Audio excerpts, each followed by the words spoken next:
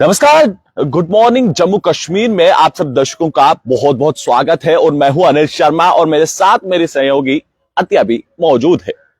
जी good morning सभी को, जितने भी व्यूवर्स जुड़ चुके हैं। सुबह सवेरे सबसे इम्पोर्टेंट बात ये होती है कि हम अपने व्यूवर्स को मौसम के बारे में थोड़ा अपडेट दें। जी तो आज का ये है कि कल जिस तरीके से प्रेडिक्शन की गई थी, 2-3 दिन पहले प्रेडिक्शन की थी कि आज के दिन से जो है बारिश और बर्फबारी वो शुरू हो सकती है। लेकिन अभी आप जम्मू की बात करें तो अभी जो बारिश शुरू नहीं हुई है, हो सकता है कि दिन के बाद जो है यहाँ पर बारिश शुरू हो जाए।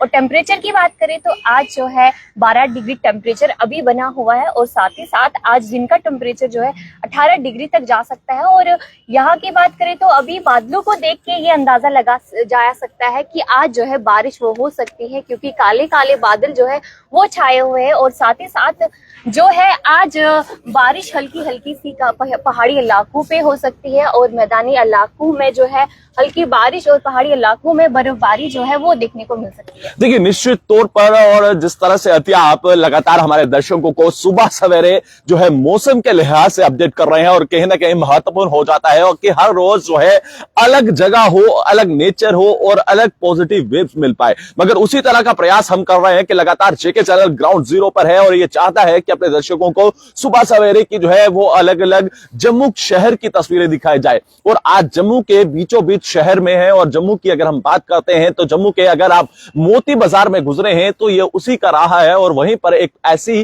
खूबसूरत जहां पर जम्मू म्युनिसिपल कॉर्पोरेशन द्वारा जो है इस पार्क का जो है इनॉग्रेशन किया गया है और कुछ ही जो आपको बताने की कोशिश कर रहे हैं। और जो मौसम का लिहाज अगर हम मिजाज की बात करते हैं तो वो साफ तौर पर यह दर्शाता है कि मौसम इस समय जो लगातार जो है 9 और 10 की बात करते हैं तो 9 और 10 की जो संभावना थी वो कहीं ना कहीं साफ तौर पर यहां पर देखने को मिल रही है। और प्रेडिक्शन ये भी की गई है कि 9 और 10 तारीख की बात करते हैं तो जहां पर जो मैदानी इलाके हैं वहां पर जो है हल्की वर्षा जो है वो देखने को मिल सकती है। और इसके साथ साथ पहाड़ी इलाकों की जिक्र कर रहे हैं, पहाड़ी इलाकों में जो है वो भारी बर्फबारी जो है वो देखने को मिल सकती है। और कश्मीर घाटी की बात करते हैं तो देर रात को भी इसी तरह से जो है हम देखते हैं कि शूटिंग स्टोन्स होते हैं और लैंडस्लाइडिंग होती है, तो वो देर रात को भी इसी तरह से देखने को मिली है, जहां पर कई सारे लोगों को जो है कश्मीर घाटी की तरफ या फिर अन्य जो अपने कामों के लिए निकलना था उन्हें काफी ज्यादा मुश्किलों का सामना करना पड़ा है।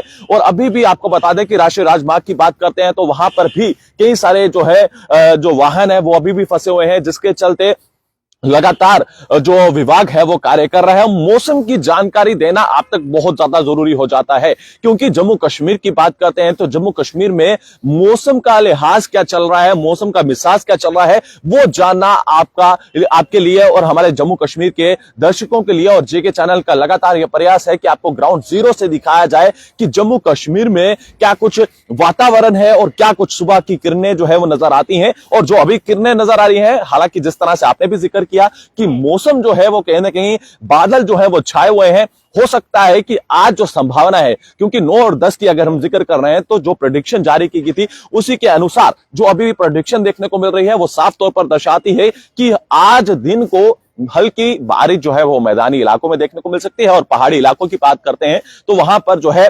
तेज बर्फबारी जो है कश्मीर घाटी का जिक्र करते हैं तो वहां पर जरूर देखने को मिल सकती है। जी अनिल, जिस तरीके से अभी की बात करें तो अभी हल्की हल्की सी ठंड जो है वो भी हम महसूस कर सकते हैं, क्योंकि आज की बात करें तो आज बारिश जो है यहाँ का इम्कान है। हो सकता है दिन के बाद जो है यहाँ पे बारिश हो जाए और जैसे ही मौसम खराब होता है तो इसका असर सीधा नेशनल हाईवे पे जो है देखने को मिलता है। तो सभी जितने भी व्यूवर्स जुड़ चुके हैं सभी से ये रिक्वेस्ट करना चाहूंगी कि अगर आप नेशनल हाईवे की तरफ रुख कर रहे हैं तो सबसे पहले जो ट्रैफिक अपडेट है वो जान के ही जो है यहाँ से जाए।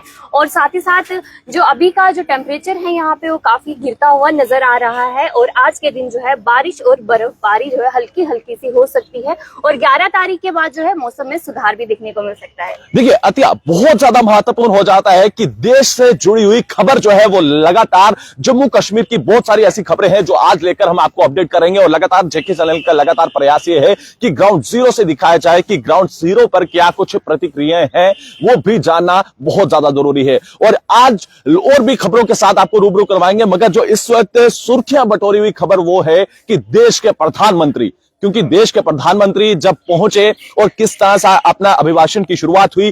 और हमारे साथ एक साथी ज्वाइन करेंगे, जोगरा फ्रंट की बात करते हैं तो अपनी आवाज को लगातार प्रयास के माध्यम से जो है अन्य चैनलों के माध्यम से और लगातार जेके चैनल के माध्यम से भी उसको उजागर किया जाता है, मगर आज अभिषेक हमारे साथ ज्वाइन किए हैं। अभिषेक जी, आपका बहुत बहुत स्वागत है और आपका अभिनंदन है हमारे चैनल में, और आप सुबह सवेरे हमारे साथ ज्वाइन किए हैं। आज हम आपसे जानना चाहते हैं कि देश के प्रधानमंत्री का जिक्र करते हैं, क्योंकि कल जब आप वहां पर पहुंचे और अपना अभिभाषण दिया और उसमें कहीं ना कहीं जम्मू कश्मीर का उन्होंने जिक्र किया है, और जो विपक्ष को और जिस तरह से हमने देखा कि सीना तान के उन्होंने जो है आतंकवादियों को भी मुंह तोड़ जवाब दिया है, आप किस तरह से देखते हैं? आपकी प्रतिक्रिया क्या कुछ है इस पूरे संबंधित? देखिए, सबसे पहले तो सबको बड़ा बड़ा नमस्कार और वेरी वेरी गुड मॉर्निंग। कल का जो प्रधानमंत्री का अभिभाषण था, मुझे लगता है वो किसी ऑपोजिशन को लेकर के नहीं, जिस प्रकार से ऑपोजिशन उसे एक दिखाने की कोशिश कर रहा है, वो देश की प्रगति, देश की नीति, राष्ट्र नीति के बारे में था। अरे देश के प्रधानमंत्री ने आते ही सबसे पहले G20 की बात की। उन्होंने ये कहा कि 2014 से लेकर के 2023 तक का जो अभी समय काल रहा है वो हिंदुस्तान की तरक्की, हिंदुस्तान की प्रगति का रहा है। जिस प्रकार से G20 की हम होस्टिंग कर रहे हैं, फिर उसके हिसाब से कोड का हिस्सा हम लोग जाकर के बन गए। और अरे कोविड के समय, जिस समय पूरी दुनिया के अंदर हाहाकार था और कुछ बड़े बड़े जो कॉलेजेस है, इंस्टीट्यूट है, उनकी रिपोर्ट ये कहती थी कि इंडिया का हेल्थ केयर सिस्टम जो है वो बिल्कुल डिक्लाइन कर जाएगा, वहां पर किसी प्रकार की बेसिक फैसिलिटीज नहीं है और पॉपुलेशन इतना ज्यादा है कि कोविड का एक्सप्लोजन जो है पूरी की पूरी इकोनॉमी को कोलैप्स कर देगा। पर ये प्रधानमंत्री की मैनेजमेंट देखिए, हिंदुस्तान के लोगों की का आग्रह देखिए। अरे हम लोग बाहर आए, हम लोग बढ़ चढ़ के उसमें से निकले, और देश के प्रधानमंत्री ने सिर्फ हिंदुस्तान के लोगों की मदद नहीं की, वैक्सीनेशन बना करके और भी अन्य देशों में भेजी। अरे पाकिस्तान तक को वैक्सीनेशन ऑफर की थी, लेकिन वो एक ऐसा देश है जो बेवकूफियत में रह करके खत्म हो गया, और आज हम सब जो है पाकिस्तान का नतीजा देख रहे हैं। चाइना के हाथों में खेल रहा था, इतनी बुरी हालत है, आटा तक नहीं है वहां के लोगों के खाने के पास। दूसरी बात, अरे आप देश की खिलाफ, अब प्रधानमंत्री की खिलाफत करते करते, ये ऑपोजिशन के लिए मैं बात कहना चाहता हूं, आप देश की खिलाफत करना शुरू कर देते हैं। और यही बात प्रधानमंत्री ने भी जाकर के जो है लोकसभा के अंदर कही कि आप क्रिटिसिज्म करते करते, आप कंस्ट्रक्टिव क्रिटिसिज्म नहीं करते, आप कंपल्सिव क्रिटिसिज्म करते हैं, करने के लिए क्रिटिसिज्म करते हैं। अरे आप देश हित की, राष्ट्र हित की बातें कर रहे हैं तो आप कंस्ट्रक्टिव क्रिटिसिज्म। अभिषेक जी, मैं आपसे ये भी जानना चाहता हूं, अभिभाषण से शुरुआत जब उन्होंने की शेरो शायरी में अंदाज में, हालांकि वो लगातार इसी अंदाज में अपनी अभिभाषण देते हैं, हमने ये भी देखा कि जो राष्ट्रपति का अपमान किया गया उसको लेकर भी उन्होंने जरूर जिक्र किया, क्योंकि राष्ट्रपति के अभिभाषण के बाद जो धन्यवाद का अभिभाषण शुरुआत होनी थी, उसमें कहीं ना कहीं जब ये देखने को मिला कि जो साफ तौर पर दर्शाया गया, पूरी तरह से उन्होंने बताया कि पूरे भारत के अंदर, ब्रह्मांड के अंदर किस तरह से जो है वो भारत प्रगति कर रहा है और उन्नति की ओर जो है वो बढ़ रहा है, मगर विपक्ष जो लगातार ये कहता है कि जो पूरे भारत के अंदर कुछ भी देखने को नहीं मिला है। आपको क्या लगता है, ग्राउंड जीरो पर आप भी रहते हैं और लगातार लोगों से आप भी राब्ता करते हैं, क्योंकि हमने देखा कि आपका जो संगठन है वो किस तरह से मजबूती के साथ बढ़ रहा है और बढ़ चढ़कर लोग हिस्सा ले रहे हैं। मैं आपसे जानना चाहता हूं कि उन्नति और जिस तरह से विपक्ष कहता है उसमें क्या कुछ अंतर लगता है आपको? देखिए, अंतर बहुत ज्यादा है, थोड़ा नहीं है। सबसे पहले तो मैं ये बात कहना चाहूंगा, देश की राष्ट्रपति के अभिभाषण के बाद आपने उनका शुक्रिया अदा करना था, लेकिन आप बात करते करते जो है वो राजनीति की तरफ ले लीजिए। देश के ऑपोजिशन के leader, so called leader Rahul Gandhi साहब को खड़े होकर के वहां पर बातचीत करनी थी, लेकिन उन्होंने सारी की सारी बात जो है वो घुमा करके एक अदानी के मुद्दे पर ला करके खड़ी कर दी। अरे 2014 से लेकर के और 2023 तक का मैं फर्क आपको बताता हूं क्या है। अरे हम लोग देश के बाहर जब जाते थे तो अपने आप को हिंदुस्तानी कहलाने में झिझकते थे, हिचकते थे, क्योंकि वहां के लोग कहते थे ये जो देश है ये स्कैम्स का देश है, ये करप्शन का देश है। हम सबको याद होगा 2010 की कॉमनवेल्थ गेम्स, किस प्रकार से सुरेश कलमाड़ी ने देश के नाम को डुबोया था। अरे वो मौका था गौरवान्वित करने का, देश को बढ़ा चढ़ा करके आगे ले जाने का, लेकिन हम जाने किस चीज के लिए गए? कॉमनवेल्थ गेम के अंदर सबसे बड़ा स्कैम हुआ, गुब्बारा लाया गया, उसमें बहुत बड़ा स्कैम हुआ। अरे देश की छवि को आपने धूमिल किया, पर आज के देश के प्रधानमंत्री ने इस देश की छवि को किस हिसाब से बढ़ाया है उसका उदाहरण आपके सामने पेश करने जा रहा हूं। अरे जब बाहर जाते हैं तो पहले क्या होता था, हम सब ने वो चित्र विचित्र देखा है कि उस समय के प्रधानमंत्री एक कोने में खड़े हो जाते थे और उन्हें कोई पूछता नहीं था। अरे पिछले साल के चित्र हैं, हमारे देश का प्रधानमंत्री कनाडा के प्रधानमंत्री के साथ खड़े होकर के बात कर रहा था, पीछे से अमेरिका के राष्ट्रपति आकर के जो है एक थापी सी देते हैं कंधे के ऊपर और फिर जाकर के गले मिलते हैं। अरे किसी देश के अंदर दम होता है तो फिर ये कार्य होता है। उसके बाद G20 की हम लोगों को जो है होस्ट करने का मौका मिला है। अरे हमारा देश, इस समय हमारे देश के अंदर 108 यूनिकॉर्न स्टार्टअप चल रहे हैं, और यूनिकॉर्न का मतलब होता है बिलियन डॉलर, और डॉलर के हिसाब से अगर आज की वैल्यूएशन लगाई जाए 9,000 करोड़ रुपए की वैल्यू होती है एक यूनिकॉर्न की।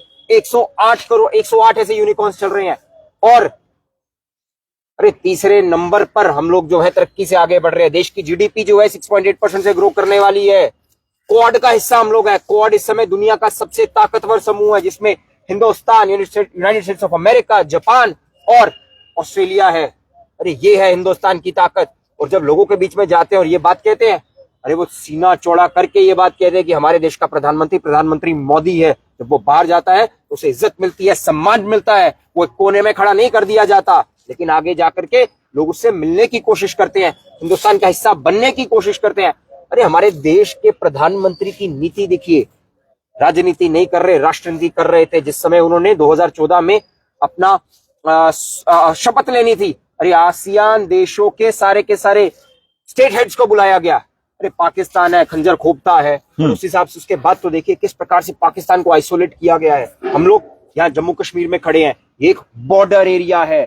हम सबको पता है किस प्रकार से लगातार बॉर्डर पार से मैं अभिषेक आपसे ये भी जानना चाहता हूं कि यहाँ पर ये सवाल अब ये लगातार देखने को मिल रहा है कि पाकिस्तान के जो प्रधानमंत्री, पूर्व प्रधानमंत्री, अब वो कहते हैं कि 370 को लेकर जिक्र कर रहे हैं। हमने ये देखा कि अब लगातार पाकिस्तान में वो राग 370 का दोहराना शुरू किया है कि जब तक कश्मीर को अपना स्टेटस नहीं मिलता, हम अपनी लड़ाई जो है वो जारी रखेंगे, भारत के साथ बातचीत नहीं होगी। भारत कब चाहता है कि आपके साथ बातचीत हो? देखिए, इस समय पाकिस्तान एक ऐसी धुरी मनोस्थिति के अंदर है कि वहां के लोगों को और वहां के प्रधानमंत्री को समझ नहीं आ रहा करना क्या है। थोड़े दिन पहले इसी प्रधानमंत्री ने, शहबाज शरीफ ने क्या कहा था पाकिस्तानी मीडिया न्यूज चैनल को एक अपना इंटरव्यू देते हुए, हमने अपने 70 साल खपा दिए हिंदुस्तान को तबाह करने में, हिंदुस्तान को नस्ते नाबूद करने में। हुआ क्या? हिंदुस्तान कहां से कहां पहुंच गया, दुनिया की 5वीं सबसे बड़ी अर्थव्यवस्था बन गया, 5 ट्रिलियन डॉलर की इकोनॉमी बनने की तरफ जा रहा है, और हमारे यहाँ पर आटा तक नहीं है। अरे वहां के मंत्री ने एक बार कहा था, शाम की चाय पीना बंद कर दो क्योंकि चाय बहुत महंगी आ रही है। हिंदुस्तान पूरी दुनिया में आईटी इंजीनियर सप्लाई करता है, हिंदुस्तान पूरी दुनिया में जो है टेक्नोलॉजी सप्लाई करता है। पाकिस्तान 2 चीजें सप्लाई करता है, गधे और दूसरा आतंकवाद। और अब वो क्योंकि हुआ क्या, क्योंकि जब इस प्रकार का सही और जमीनी स्तर का वक्तव्य दिया गया तो वहां की आर्मी एज यूजुअल, एक बात कही जाती है कि हिंदुस्तान के पास आर्मी है, और पाकिस्तान के लिए एक बात कही जाती है पाकिस्तान की आर्मी के पास पाकिस्तान है, पाकिस्तान की आर्मी के पास एक देश है। तो वहां की आर्मी ने जब कटाक्ष किया तो उन्हें अपना वक्तव्य बदल करके ये कहना पड़ा कि हिंदुस्तान से हम लोग बातचीत करेंगे, 370 पर करेंगे। अरे हमने 370 हटा दिया, तुमने कहा था खून की नदियां बहेंगी, वहां तरक्की हो रही है, डेवलपमेंट हो रही है, दिल्ली कटरा एक्सप्रेसवे को एक्सटेंड करके वहां तक लेके जाया जा रहा है, ट्रेन वहां तक पहुंच चुकी है, और वहां पर जिस प्रकार से टूरिज्म बढ़ रहा है। अरे टूरिज्म, एक अंग्रेजी की कहावत है, main can lie women can lie but numbers don't lie. और नंबर्स जो थे वो क्लियर तौर पर कह रहे थे कि कश्मीर के अंदर, कश्मीर की आबो हवा में जो है वो तरक्की आ रही है, और हिंदुस्तान को पाकिस्तान से बात करने की कोई जरूरत नहीं है। अरे हम अमेरिका से बात करते हैं, हम कनाडा से बात करते हैं, हम ग्रेट ब्रिटेन से बात करते हैं। अरे हम बराबरी वालों से आंख में आंख डाल करके बात करते हैं, आंख झुका करके बात करने का शौक नहीं, क्योंकि तुम तो बहुत निचले स्तर पर हो। वही भारत जो है एक ऐसा देश है जो लगातार अपना सीना तान कर रखता है। अभिषेक जी, मैं आपसे ये जानना चाहता हूं कि जम्मू कश्मीर की ही पूर्व मुख्यमंत्री 2 रोज पहले दिल्ली पहुंची, दिल्ली में पत्रकारों को संबोधित किया, ये कहा कि अफगानिस्तान जैसे हालात हैं, बुलडोजर यहां पर चल रहा है, JCBs यहां पर चलाई जा रही हैं, आम लोगों को परेशान किया जा रहा है। और कल दिल्ली के अंदर प्रदर्शन किया गया बड़े स्तर पर, जहां पर उन्हें हिरासत में भी लिया गया। आपने तस्वीरें भी देखी कि जो हंगामा वहां तक देखने को मिला, जताने की क्या कोशिश की जा रही है? आपको क्या लग रहा है कि आम शहरियों के आड़ में छिपकर कुछ ऐसे सियासतदान जिन्होंने इंक्रोच किया और जम्मू कश्मीर को लूटने की कोशिश की? जिस समय विनाश सिर पर मंडराता है ना, इंसान का विवेक मर जाता है। आप एक एंटी इंक्रोचमेंट ड्राइव की खिलाफत में जाकर के प्रोटेस्ट कर रही हैं। एंटी इंक्रोचमेंट ड्राइव दिल्ली में हो रही है, एंटी इंक्रोचमेंट ड्राइव जम्मू में हो रही है, कश्मीर में हो रही है। और आप कश्मीर जाकर, आप दिल्ली जाकर के धरने दे रही हैं। वहां धरने देने से क्या होगा? Honourable single bench high court का ऑर्डर था, इसे कुछ लोगों ने जाकर के री अपील किया। फिर डबल बेंच का हाई ऑर्डर आया कि 31 जनवरी तक सारी की सारी स्टेट लैंड से इंक्रोचमेंट हटाई जाए। फिर कुछ लोग जाते हैं सुप्रीम कोर्ट में जाकर के एक पीआई लगाते हैं, लिटिगेशन लगाते हैं कि इस ऑर्डर पर स्टे लिया जाए। ऑनरेबल एपेक्स कोर्ट क्या कहता है कि अभी आप किसी का घर नहीं तोड़ेंगे, लेकिन हम इंक्रोचर्स को और लैंड माफिया को किसी प्रकार की कोई तवज्जो नहीं देंगे, इस पर कोई भी कटाक्ष करके। 10 दिन के बाद फिर एक ऑर्डर आता है ऑनरेबल सुप्रीम कोर्ट का, और वो एक बात साफ और स्पष्ट तौर पर कहते हैं जो हाई कोर्ट का ऑर्डर है वो कंटिन्यू रहेगा और स्टेट लैंड से इंक्रोचमेंट हटाई जाए। ना इसमें दिल्ली थी, ना इसमें एलजी एडमिनिस्ट्रेशन थी, ये ऑर्डर जो था वो था ऑनरेबल हाई कोर्ट का। अब आप इसकी खिलाफत में दिल्ली जाकर के धरना दे रही है, दिल्ली क्या कर लेगा? और दूसरी बात, जब आप धरना देते हैं तो धरने की परमिशन ली जाती है।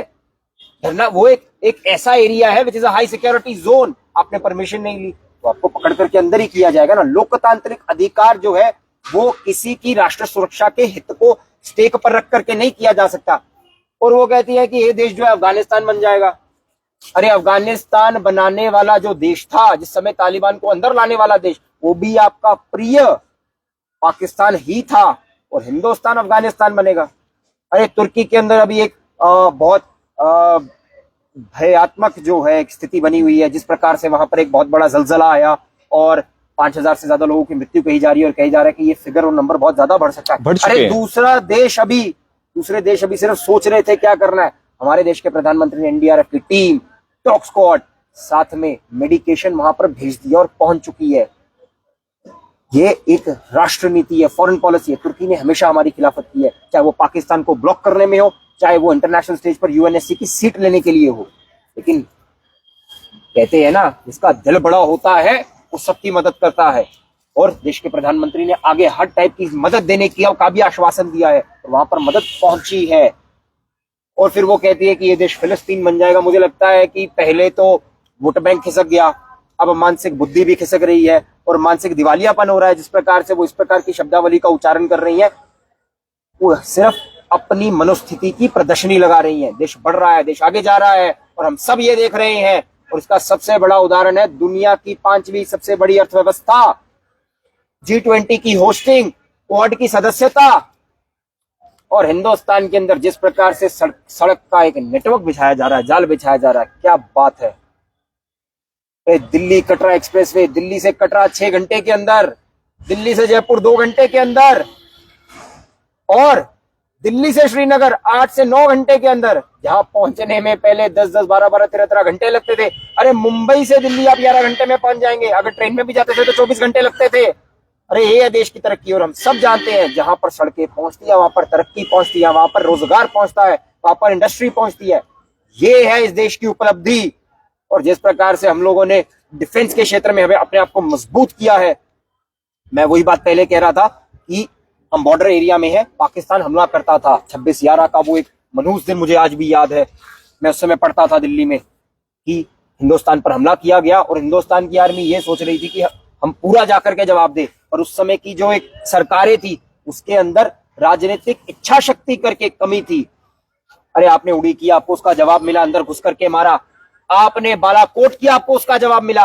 और जिस समय अभिनंदन वहां पर जो है क्रैश लैंड कर गए, अरे आप हाथ फैला करके वाघा बॉर्डर पर उन्हें देने आए, क्योंकि आपको पता था अगर हमने कुछ किया तो शायद अगले दिन पाकिस्तान जो है उस मैप पर नहीं दिखेगा।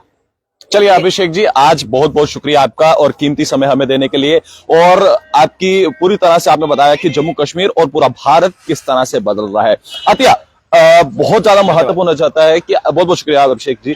तो यहाँ पर हमारे साथ आपने देखा कि अभिषेक जी जो है वो ज्वाइन किए हुए थे, और आज बड़ी सारी प्रतिक्रियाओं और विशेष मुद्दों पर जो है वो चर्चा हुई है जम्मू कश्मीर को लेकर। अतिया, जम्मू कश्मीर के लिए क्या कुछ खबरी है और वो भी आप जरूर अपडेट करिएगा कि देश के गृह मंत्री क्या कुछ पूरे भारत को और जम्मू कश्मीर को सौगात देने जा रहे हैं। जी, सबसे इम्पोर्टेंट बात हो जाती है कि हमारे आजकल जो यंगस्टर्स देखे जाते हैं कि एडिक्शन में किस तरीके से वो जा रहे हैं। हर कोई एडिक्शन से जो है वो मुब्तला है। वहीं पर अमित शाह ने जो बात करें तो जो जम्मू कश्मीर में उन्होंने 6 ऐसे AFTS है उनको लॉन्च करने का जो है यहाँ पर अनाउंसमेंट की है। और वहीं पर कल जो है वो 11 बजे के करीब जो है वो मीटिंग रख रहे हैं, जहाँ पर ATF जो है जम्मू कश्मीर की, वहां की बात होगी। ATF यानी कि एडिक्शन ट्रीटमेंट फैसिलिटीज 6 ऐसी जम्मू कश्मीर में लाई जाएंगी। 5 जो है जम्मू डिवीजन में लाई जाएगी और 1 जो है कश्मीर डिवीजन में लाई जाएगी। और साथ ही साथ साइकेट्रिक्स भी है, वो भी इस हॉस्पिटल में देखे जाएंगे। ये सारी चीजें जो एडिक्शन जो है, जो इन चीजों में मुब्तला है, उनके लिए एक बहुत बड़ी बात है कि वो जो है अपना ट्रीटमेंट करवा सकते हैं। जो एडिक्शन से छुटकारा पाना चाहते हैं वो इजिली अब कर सकते हैं, क्योंकि अमित शाह ने अब जो है 6 ऐसे ATF का जो है वो अनाउंसमेंट की है। बहुत बहुत शुक्रिया आतिया जानकारी देने के लिए। और हमारे दर्शकों को देखा तो आपने किस तरह से जम्मू कश्मीर को लेकर जो है एक बड़ी सौगात जो है देखने को मिल रही है, और आने वाले समय में जम्मू कश्मीर को लेकर क्या कुछ और भी बड़े अपडेट्स रहेंगे वो भी लगातार हम आपको अपडेट करते रहेंगे। मुझे और मेरी सहयोगी अतिया को दीजिए इजाजत। नमस्कार।